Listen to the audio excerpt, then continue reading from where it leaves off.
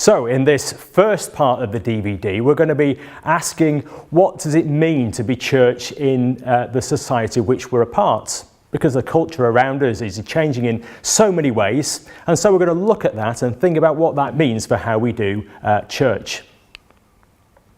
So the way that we're used to trying to grow the church is to say, well, folks, come and join us. Come and share in what we've found to be true here in our churches. And so one of the things we do is to say, well, you come and join us in our churches. And sometimes we do things like Back to Church Sunday, where we say, well, those of you who used to be members of our church and used to come and worship with us, why don't you come back? And we put on a special service and we lay on hospitality and we invite people to come back to church because maybe they've just fallen away because their children grew up or because something changed in their lives. And all they need is that invitation. So things like Back to Church Sunday are a really important part of what we do as we seek to spread the message of God's love. However, that's only going to work for some people because there was some research done a number of years ago now, back in 1998, that studied the breakdown of the population over in the UK. And this is what it found. It found that 10%, 1 in 10 people in the UK go to church regularly. That would be more than once a month. And then another 10% are people who come to church, but they don't come very regularly. They come less than once a month. Perhaps they come at Easter and at Christmas and on other special occasions, but they're not really all that regular attenders. And then there's another 40% of the UK population, 40% of people who used to come to church, but don't come to church any longer. And of those 20%, of those 40%, 20%, half of that slice of people are actually willing to come back. Those are the sort of people who we might invite to come back to church on our Back to Church Sunday. But of that 40% of people who used to come to church but don't now, there's another 20% who really don't want to come back because maybe they've had a bad experience of church. And then over on the other side of the diagram, there's another 40% of people who have never been to church. So what we're saying often is, well, the church used to be full and all we need to do is to get people to come back, and perhaps we make church more attractive or more exciting and then people will want to come back to us. But the truth of life in our society today, here on this island, here in these British islands, the reality is that 4 out of 10 people have never been to church at all. And so we realise that for things like Back to Church Sunday, one of the things we want to do, we want to invite people to come back. So maybe we're going to encourage those people who come not so frequently to come a bit more often. Maybe we're going to make our worship a bit more exciting and a bit more relevant. And then we're going to even reach round even further and try to get some more of those people who really don't come to church anymore, but might be willing to come back.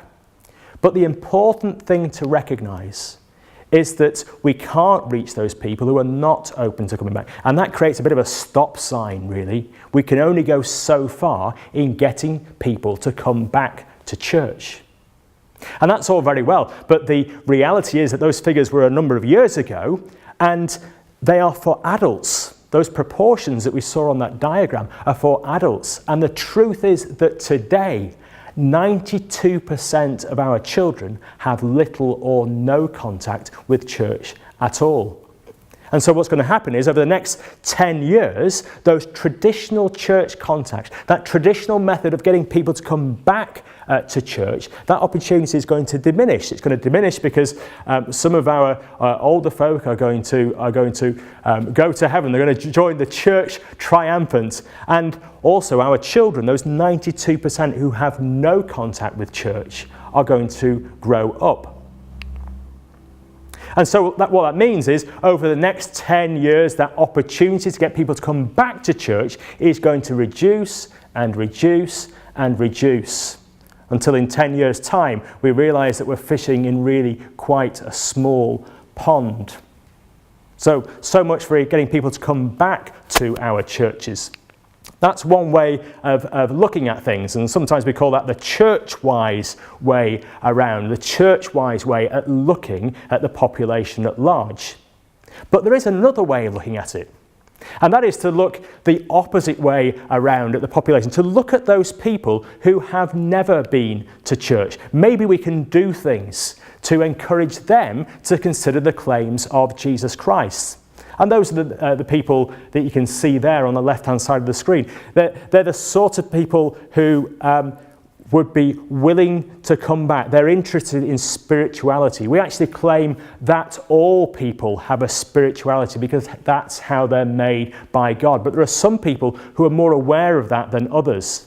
And some of those people who are near the top of the diagram there, they're the sort of people who perhaps put on their census form that they believe in the Jedi religion, or perhaps they believe in New Age religions. They're interested in spirituality. It's just that they don't recognize Jesus Christ. So perhaps we can find ways of reaching out to them, whilst all the time recognizing there are some people down at the bottom of the diagram who are so opposed to us, it's going to be really, really difficult to reach them.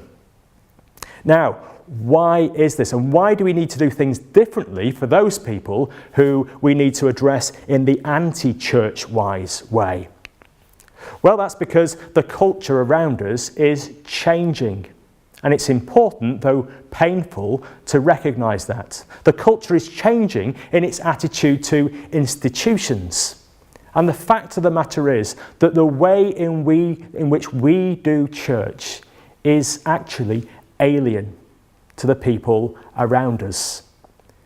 Sometimes we talk about society being postmodern, and the postmodern mindset really rejects anything which has an ism on the end of it, including things like Methodism.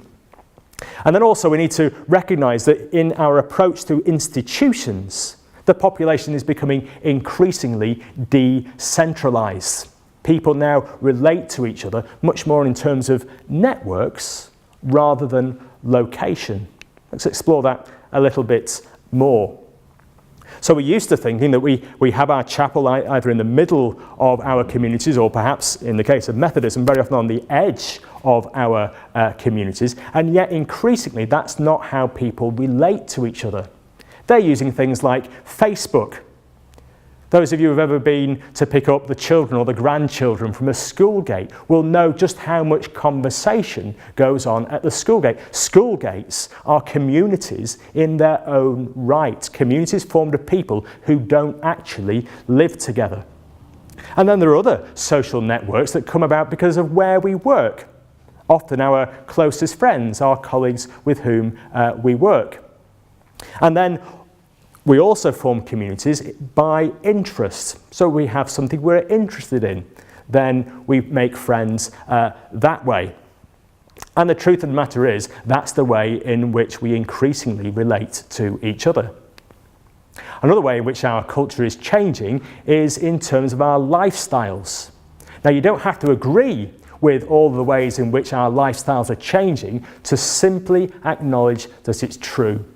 People's experience of employment, their attitude to politics, our fears about our security and safety, the way in which our finances are set up seem so much more uncertain.